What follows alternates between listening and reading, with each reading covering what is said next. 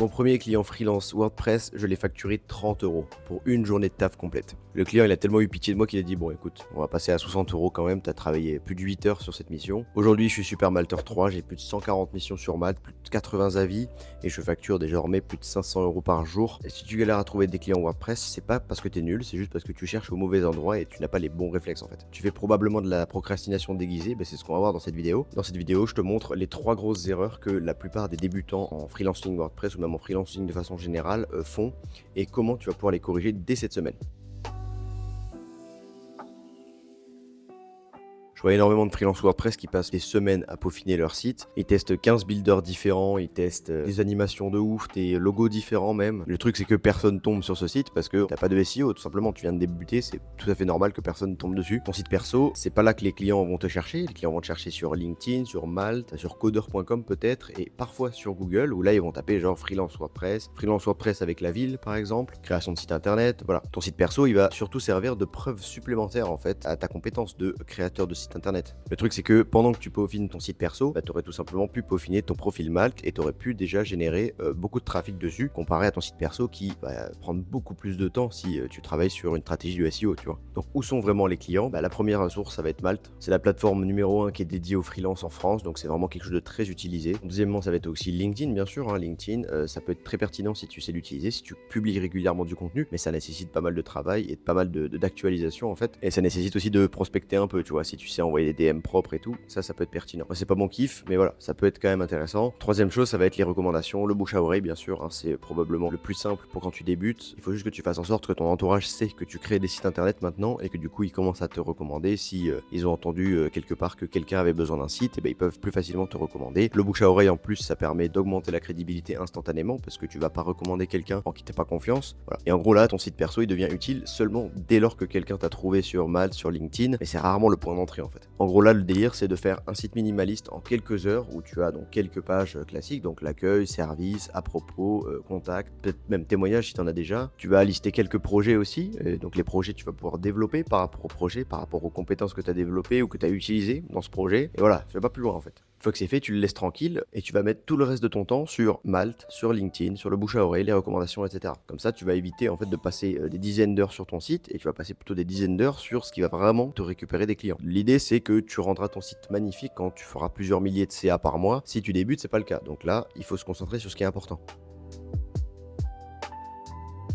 La deuxième erreur que je vois pas mal dans les freelances WordPress et dans les freelances Malte aussi, ça va être de jouer le couteau suisse à 200 € par jour. Le truc, c'est que du coup, si tu fais le couteau suisse, que tu sais tout faire et que tu es à 200 € par jour, les gens, ils vont te percevoir un peu comme un charlatan ou comme un mec qui est pas très compétent en fait dans chaque truc. En gros, ceux qui galèrent sur Malte, c'est ceux qui sont ultra généralistes en général, ceux qui marquent développeur web, freelance WordPress, freelance SEO. Voilà. Le délire, c'est que si tu as un client qui a vraiment un problème douloureux, urgent et reconnu dans son site, donc par exemple, une grosse problématique WooCommerce qu'il est prêt à payer cher, il va pas chercher un mec qui est généraliste sur WordPress, il va chercher un spécialiste de WooCommerce. Donc là, ton plan d'action clair, ça va être de te positionner davantage sur une spécialité ou quelque chose en tout cas que les gens recherchent et sur lequel tu es très compétent. Donc au lieu de mettre développeur WordPress, tu vas mettre développeur WooCommerce avec par exemple une autre spécialité en plus. Là, ça va permettre déjà de cibler beaucoup plus et d'être beaucoup plus pertinent pour quelque chose de spécifique et donc d'augmenter ta valeur perçue et donc tes prix. La problématique aussi par rapport au prix bas, donc 200 € par jour par exemple, ça va être que en fait tu vas attirer les mauvais clients. Les clients les plus toxiques en général, c'est ceux malheureusement qui payent le moins. Je sais pas pourquoi, mais c'est comme ça. C'est que souvent, ceux qui payent le moins cher, ils vont négocier chaque truc. Ceux qui payent cher, qui ont les moyens, ils vont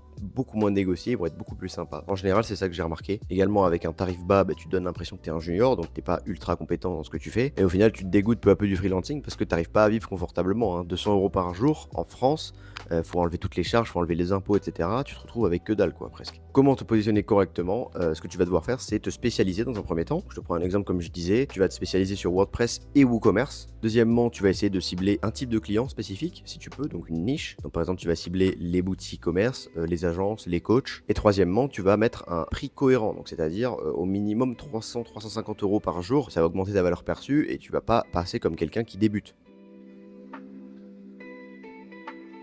Et la raison numéro 3, c'est de ne pas comprendre comment fonctionnent les plateformes de freelancing. C'est en gros, tu poses ton profil là et puis tu attends que la magie opère, que les gens ils tombent comme par magie sur ton profil. Malte, c'est pas simplement une vitrine, c'est un algorithme qui décide qui ressort en premier. Donc ce qui va compter sur Malte, ça va être d'avoir un profil rempli et ciblé, donc avec le maximum de compétences possibles et pertinentes par rapport à ce que tu sais faire. Ça va être d'avoir la description la plus complète, la plus exhaustive possible et copyrightée aussi. Ça va être d'avoir le bon titre avec les bonnes spécialités, parce que le titre, c'est pas un titre fait à la va-vite, c'est un titre qui est équivalent à un titre H1 sur une page. Donc c'est en fait quelque chose sur lequel tu vas cibler sur Malte. Tu vas avoir la réactivité aussi qui va être super importante. Plus tu es réactif, plus les gens ils vont apprécier ça et puis ils vont potentiellement te répondre, etc. Ils vont commencer à enclencher une relation et potentiellement du coup que toi tu vas leur envoyer un devis et commencer une mission avec eux. Et les avis clients aussi, bien sûr. Les avis clients, ça permet du coup de montrer ta crédibilité, de montrer tes compétences. Donc les freelances qui disent ouais Malte ça marche pas, il y a trop de concurrence, en vrai non, c'est pas que ça marche pas, c'est que leur profil il est pas adapté, c'est tout.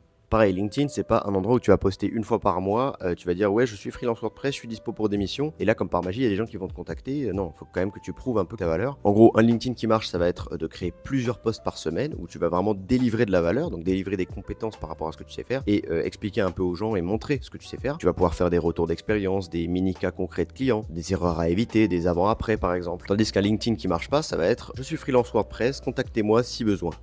Ça marche pas de ouf, t'as pas montré ta valeur, c'est important de le montrer en amont. Donc la stratégie simple qui va tout changer pour toi, ça va être déjà d'optimiser ton profil Malte à 100%, un profil en béton, un positionnement clair, des recommandations externes, un super titre de profil, des compétences adaptées et le maximum de compétences possibles, la description optimisée avec le maximum de caractères possible. Deuxièmement, ça va être LinkedIn actif, donc tu vas créer du contenu de façon régulière qui apporte vraiment de la valeur à ton audience ou aux gens qui vont tomber sur tes posts. Ça va aussi montrer ta pertinence en tant que freelance WordPress et en tant que créateur de site. Et troisièmement, l'émission que tu vas obtenir avec ton réseau, avec tes recommandations, donc dans la vraie vie quelque part, et bien ce que tu vas faire avec ça, c'est que tu vas envoyer le devis via Malte directement. Ça va te permettre d'améliorer ta visibilité au niveau de Malte, ça va te permettre aussi d'avoir des avis sur la plateforme et donc de potentiellement obtenir le badge Super Malteur au fur et à mesure et donc de cartonner sur la plateforme. Maintenant, si tu veux aller encore plus loin, j'ai créé un programme complet avec WP Marmite qui s'appelle l'atelier Super Malteur. Cet atelier, c'est 9 modules vidéo où je t'explique pas à pas ce que j'ai appliqué pour faire partie du top 5% des freelances WordPress sur la plateforme.